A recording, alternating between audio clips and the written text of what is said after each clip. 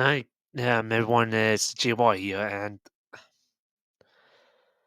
welcome to another episode of the GMRG Zone podcast. I haven't really done one of these in a while. Wish I could have had a more happier topic to come back to doing these podcasts, but I feel like I have to make these because as you know, we in the Western community lost two great wrestlers this week. Terry Funk and Bray Wyatt. And I just want to make this video as a way of my tribute. Now, I'm not gonna bullshit anyone. This video is gonna be mostly about Bray. It's it's not nothing you guys like Terry. On the contrary, I have a lot of respect for Terry Funk and everything that he's done, and how over time he changed his character from just being like this redneck character to being a hardcore character, as well as all the promos and the great work he's done with the like of Ric Flair and Mick Foley. Yeah, Terry Funk on a lot of respect for me, and I just I would just want to say to him if he's looking down on us right now that Terry, thanks for all the hard work and everything he had to go through, as well as in the wrestling business, and even though people even though it was a funny one guy that he kept on retiring over and over again. I think everybody kind of nobody voted against him. But again, if he's looking down, I just want to say thank you for being a great wrestler and also a great human being. We all miss you, Terry. Even though I personally I never actually met him, but yeah, I think I can speak for everyone when I say we miss you. And I'm happy he actually got to live out his life. 79 is a pretty good age to go out on. So yeah, that's kind of like why I wanted to That's why I wanted to keep it short Terry because okay, I again I respect Terry Funk, but I didn't grow up with Terry Funk. I mean, I was I was expecting when I looked at Discord and I saw that message that said that Terry Funk passed. Of course, I was sad, but I was kind of expecting it sooner or later. On Bray. Now, again with all due respect to Terry Funk, I didn't grow up with him, but I basically saw most of Bray Wyatt's career. Went on with Thunder's career. When he says he actually started as Husky Harris, and he was like he was like the he appeared on the season 2 of the original NXT with Cody Rhodes as his mentor. Yeah, I can't remember how his um nickname it was something with mentioned before. No. Here if I can remember, but it was something with a Ferrari engine or something.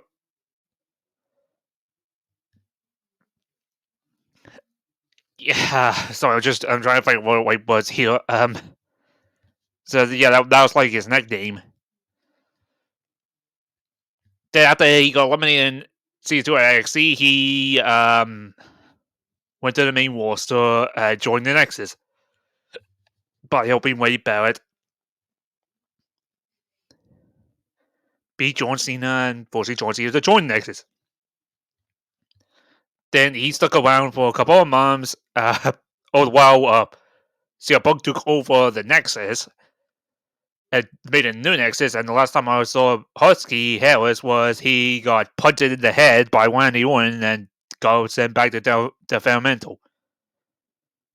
And in this point of time, I didn't keep up with Bray Wyatt's career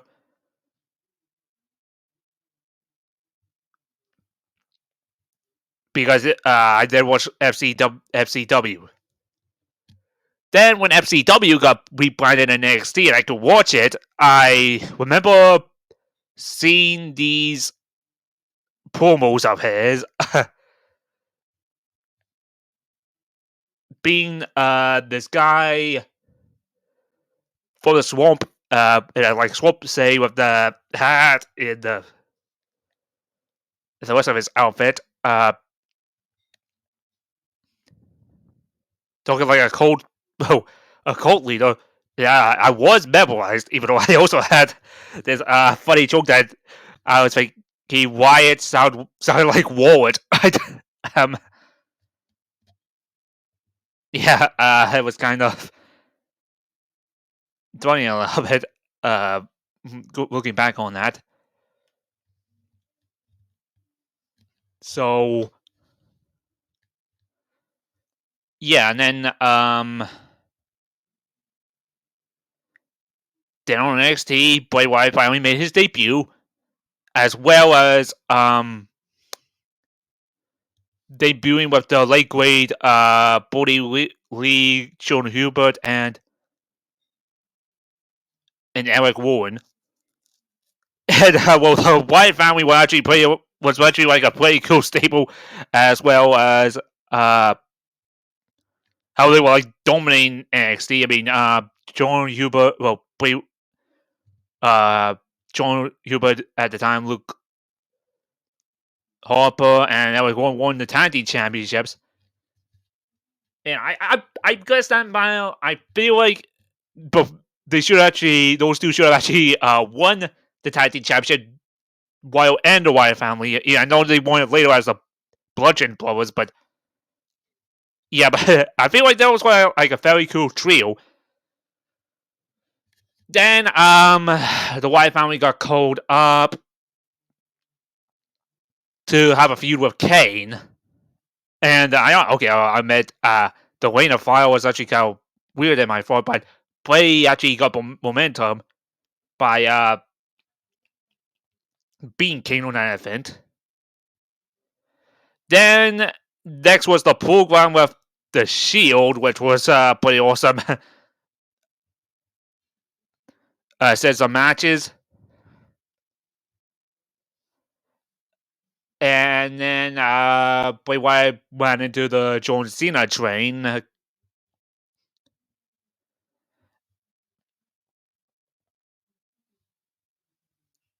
Then, like, for some number of years, well, okay, I don't know, it was like 100% a number of years, maybe about 2, the Wyatt family kind of went on this little bit of a tumble because again, we felt like a little bit directionless until Bray Wyatt said Luke Harper and Eric Warren free, and we actually saw Bray Wyatt have a single career for a little bit. And Bray ended up feuding with Dean Ambrose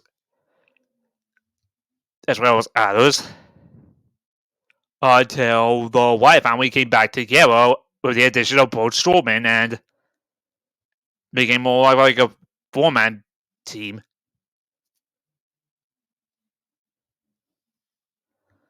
And I know,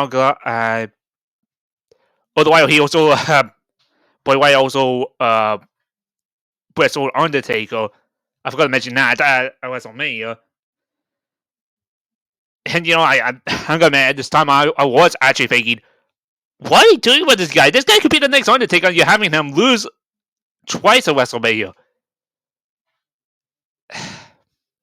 But okay, I don't want to like talk too much about bad booking in this. And then, so you're not gonna expect me to say all the ways they fucked up the Fiend and well the whole Seth Rollins matches and Goldberg because I want this to be like a sad but yet also at the same time positive video. Just I don't want to get my personal feelings up of it outside of how I feel about Bray. So then the 2016 draft happened, and Bray Wyatt got drafted to SmackDown. And he changed his look up a little bit. I kind of like that look where he was like wearing this jacket and stuff. And he also got a main event program after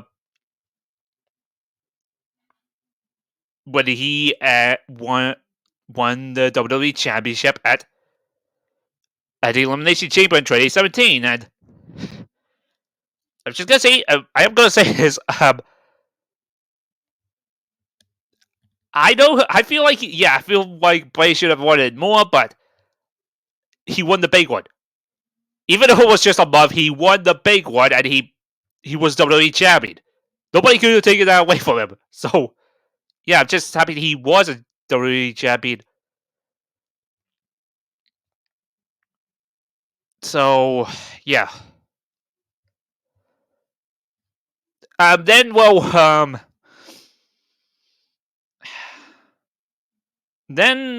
pretty much a dream match kind of happened.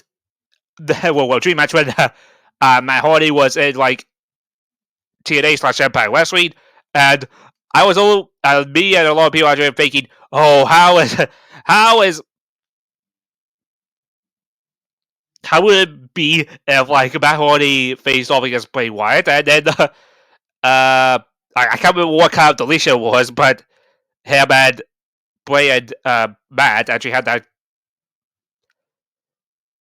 cool match. And everybody but Vince McMahon actually stood on their feet because they actually really liked it. And then, because Bray got knocked into the lake of reincarnation, and he came back as a face and helped Matt Hardy win the Andre the Giant Memorial Battle Royal.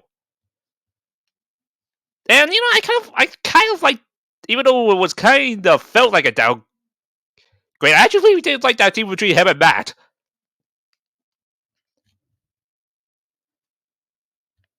But there was a lot of damage to the cult leader, Bray Wyatt, and I think like Wyndham actually thought that like this guy is a little bit damaged. So yeah, he disappeared for a little bit. I think it might be because of injury. And then some vignettes of, the puppets. The Firefly Farmhouse showed up. And it was like really, really creepy puppets and stuff. And then this next segment, when those vignettes ended, we actually saw the debut of the Firefly Funhouse, and Bray was actually like a complete and different character. Like this Mr. Rogers kind of character, and I remember thinking at the time, wait a minute, what? What are you doing to Bray? I don't know if I 100% actually agree with this character. That's what I remember thinking.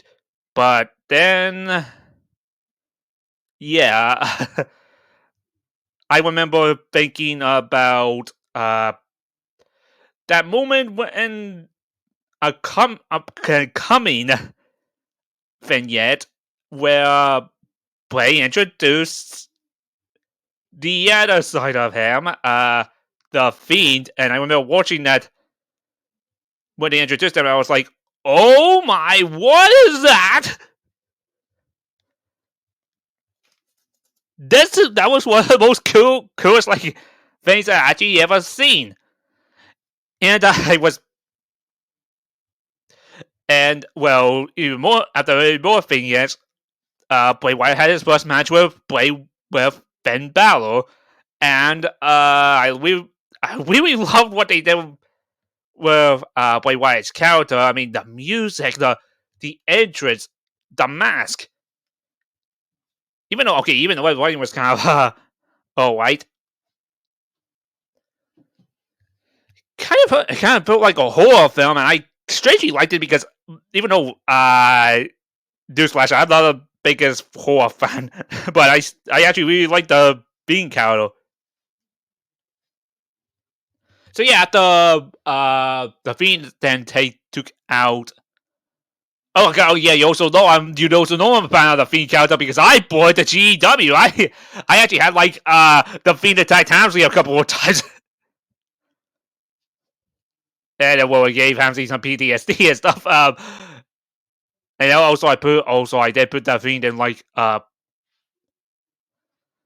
King's Rumble.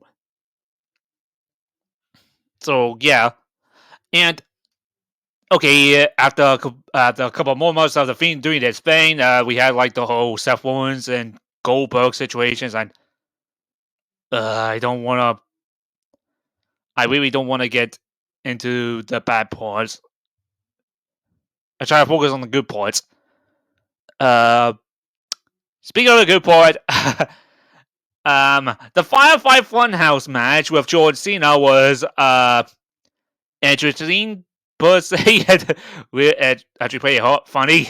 I really did like how they went over John Cena's entire career and also the history with him and Bray Wyatt. So yeah, there's that.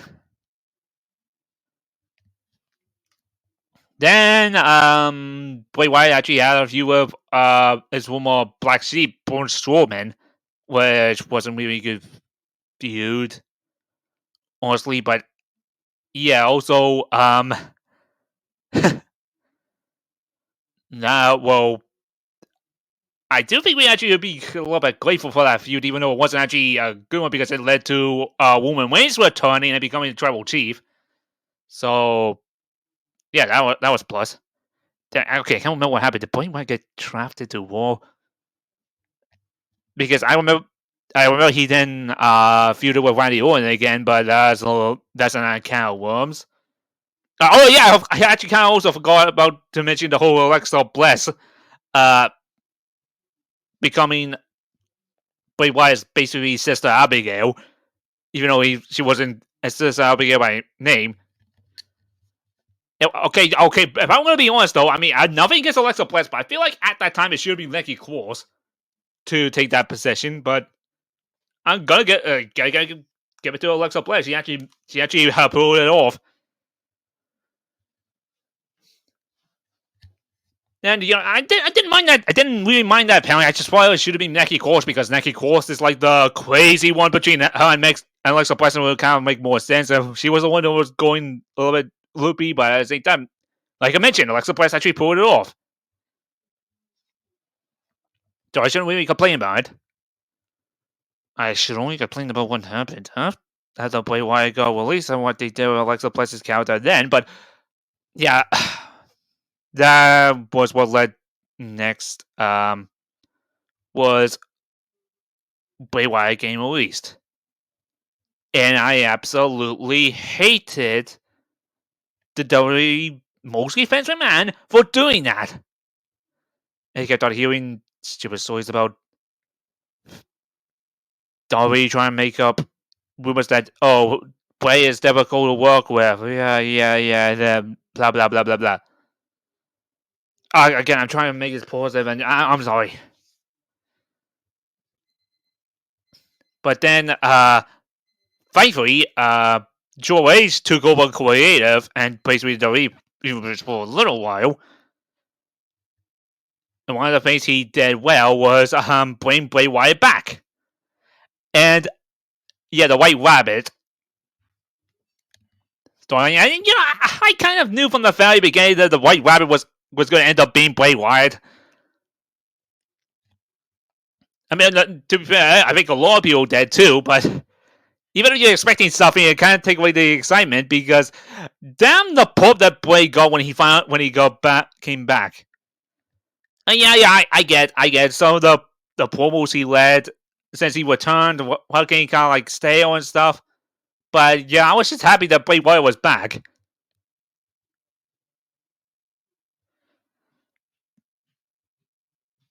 Yeah, even with the whole Uncle Howdy, I absolutely love that Uncle Howdy was Bo Dallas because it was like the boys are working together. I never understood why why the Dirty didn't put Bray Wyatt and Bo Dallas together. I mean, it makes sense. I mean, the brothers. So it would have been kind of cool. And you know, it would have been kind of cool if the Wyatt sex stable actually happened. I mean, yes, they were with with Bray Wyatt, Uncle Howdy, slash Bo Dallas, Alexa Bliss, and Eric Young. It would have been pretty cool, even though, yeah, I do actually respect Eric Young for leaving WWE because he didn't want to work with Vince McMahon. I don't blame him. And Alexa Bliss got pregnant. Good for her. No, seriously, I mean, good for her. I mean, I'm not upset that she got pregnant. When I mean, her and her husband wanted a family, so yeah, I'm again really happy for her. So yeah, the Bray Wyatt had that Mountain Dew, Lights Out Mountain Dew match at 41 points. Sadly, ended up being Bray's last match. Okay, personally, I don't. I think Bray Wyatt was kind of like. I know a lot of people actually hated that match, but I feel like at the time Bray Wyatt was like pushing in a corner, like he was told to do this kind of match, and wasn't actually. Okay, I think he might have had some handed creative in that match, like I think the mask and stuff, but yeah. Like I mentioned, that ended up being Bray Wyatt's last match because leading up into WrestleMania, he was going to have a feud with Bobby Lashley, but then he got ill, and nobody knew what at the time what it was. So yeah, okay, I'm sorry, I keep on saying yeah, like, and not the whole fun way of saying yeah, like yeah, but yeah, it's supposed to happen for me. But back to the topic. Yeah, Bray Wyatt got ill with an unknown sickness, and I was. And I did feel bad that we didn't get that Bobby Lashley versus Bray Wyatt match at WrestleMania, but hey, people's health comes first. People's lives come first, and not and well, hobbies come second. If seriously, if you think the opposite way, hobbies come first, people's health come second, then you and me can't be friends. But yeah, um, so yeah, Bray Wyatt had that illness, and we well, like we were like, I was like everybody, I was like waiting for everybody to. I was waiting for Bray Wyatt to come back. I'm like everybody. I was hoping that Bray Wyatt would come back. And we keep on getting some different reports that about this illness, even though it's like mostly for the entire year, he was gone. So, but I always had it in my mind. Oh, Bray Wyatt's gonna come back. Like Bray was gonna come back. And you know, after a couple of months, I was actually hearing like everybody here. I was actually hearing all these good reports that say, "Oh, Bray Wyatt's getting way better. He's almost like wrestling. He's almost at fit shape. He's almost gonna make a return." And I was really happy about that. Then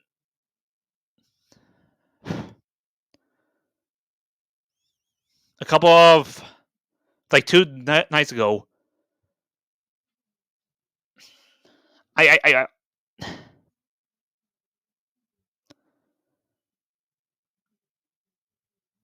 2 nights ago, when I was like on one of the Discord chats, I can't remember which one. Well, no, I wasn't a part of the Discord chat, by the way. I was just looking. I think it was the Cole All Stars one, and I got like this message. Well, from it, like everybody does. I clicked on it and I saw Corner Green mention that say, "Guys, Bray Wyatt is dead," and I remember how I felt at that moment. I felt like somebody just literally stabbed me in the neck, and I could feel it. It felt so unreal. I couldn't even. I had it in my head. I remember thinking, "What? No, that can't be happening." That doesn't make any sense. I was hoping in my head that Conan actually got bad information or something. Until I looked up the internet myself, and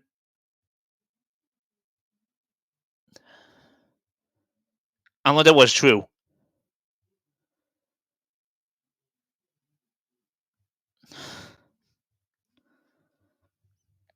2 days later, and I still can't believe it. Yeah, I do. Like everybody mentioned it before, I do love seeing all this level play Wyatt and stuff, but at the same time, I feel like it's like one of those. I hate this kind of death, the one that you don't see coming. I remember seeing this. I remember experiencing stuff like this before. Like, it wasn't actually like everybody mentioned before. Jay Briscoe died like in January, and it was kind of like this. You just can't believe it.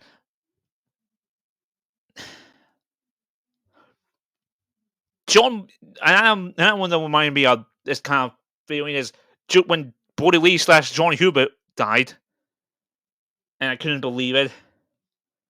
One of the Hornets actually had to like. One of the hardest ones to accept was Eddie Mack dying, and I was literally crying for 2 days straight when I heard that news. And every single time I feel like when a death like this happens, I feel like it's unfair. It's definitely to Bray. I keep playing this over and over in my head. That's unfair. It's completely unfair. And then later on, we found out what caused it was COVID mixed with a heart issue, and he died from a heart attack. And I can't feel like it's so fucking unfair.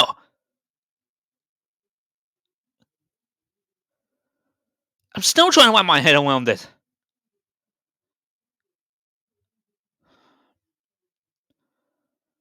But okay, again, that's also one of the main reasons why I made this like podcast, because I feel like I was kind of like put in a tight situation.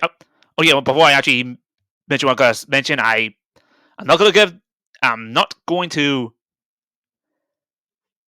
name this person because he's not worth it. But the fact that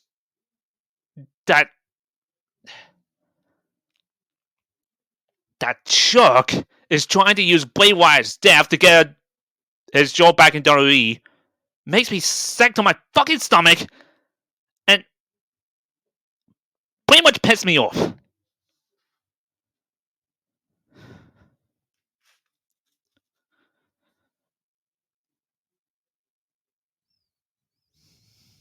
Can't I mention before? I still can't believe this. I mean, again, when it comes to like Terry Funk, it was sad, but I could accept it. At least Terry Funk actually lived to like 79 years old. He had a lot of good memories. Bray was 46. I feel like he was reaching his peak. But okay, back to the topic I was gonna say. I feel like I was putting out like conundrum when sadly when this happened because in case you didn't know, I'm currently on in GEW. Currently, I'm doing the Warzone brand, and one of the teams of the A block is the Rotunda team, and Bray Wyatt is a part of that team. Or should I say was? So yeah, I'm gonna make an announcement right now. I actually looked ahead and I saw like I put like this of course before this whole thing happened. I put Bray Wyatt in a World Championship match in the next show with some other wrestlers and a five way dance. But I at the same time I don't like using dead wrestlers because I feel it's a little bit disrespectful to their memory. I'm okay with doing dead celebrities because well I feel like wrestlers they put the boys on throughout their entire career. And I'm not gonna take I'm not gonna take I'm not gonna tarnish their memories when I play this. So I'm gonna say this right now. When it came to like Bray Wyatt, uh, every match that he's gonna be put up, I'm gonna cut from the show as a form of respect. So yeah, next A blog. Okay, also and on that well on that match he's a part of, he does lose. So yeah, again that's why I can't really post that match because again I'll be tarnishing his memory and legacy. I don't want to do that.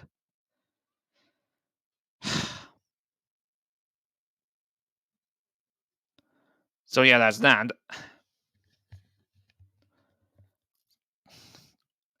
Again, I know I said this a couple of times before, but I still can't believe this is real. That happened.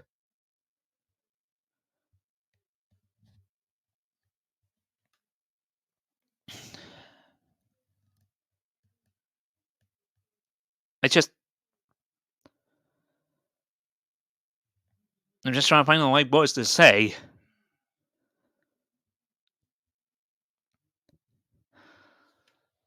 But I do think one one's for okay. Even though it is sad what we happened to both Terry and Bray Wyatt. As the same thing that I want is that even though this is sore, we will get better after this. And also, they probably don't want us to be too sad for too long. I'm pretty sure Terry Funk and Bray Wyatt up there, they wouldn't want us to be happy for. They wouldn't want us to be sad throughout our entire lives because they're gone. It's not really that they're gone. It's more of a see you later. I mean, also they're up there, up there. Yeah, if you can tell, I'm very the full question because I'm very the full Catholic because I do believe they're up there. They're up there, and they're probably meeting my grand. Bray Wyatt is probably reunited with Joy Hubert, and they're up there with Jay Briscoe too, as well as Shiki Baby and the ass that we lost this year. So yeah, they're up there, and they even though they know that we're hurting, even though they know that we missed them, they would not want us to live our lives in sadness.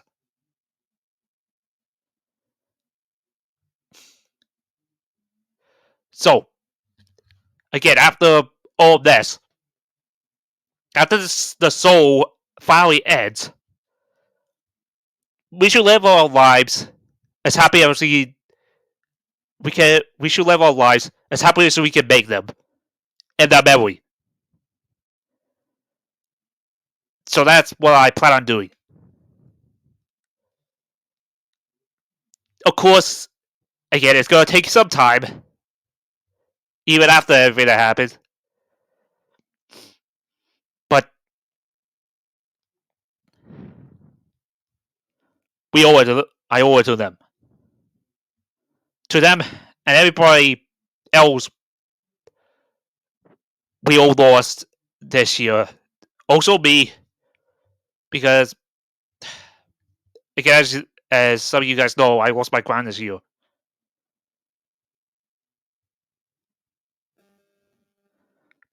But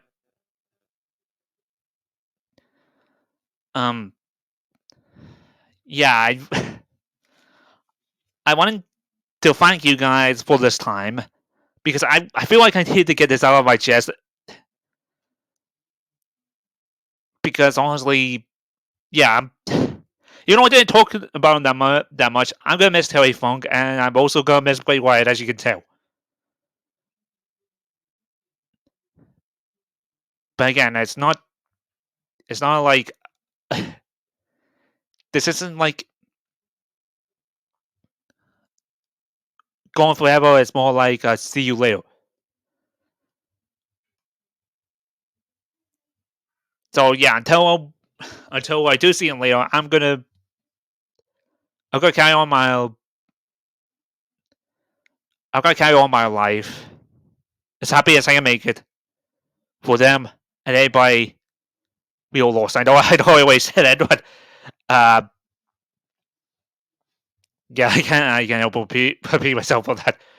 But yeah, again, that's me. That's me done last episode. I just wanted to speak my mind about the whole situation, and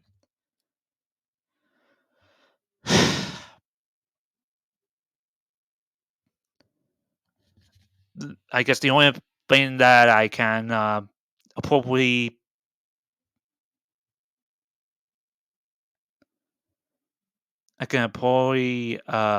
end this on is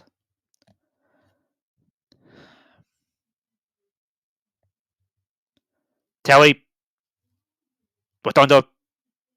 Oh no,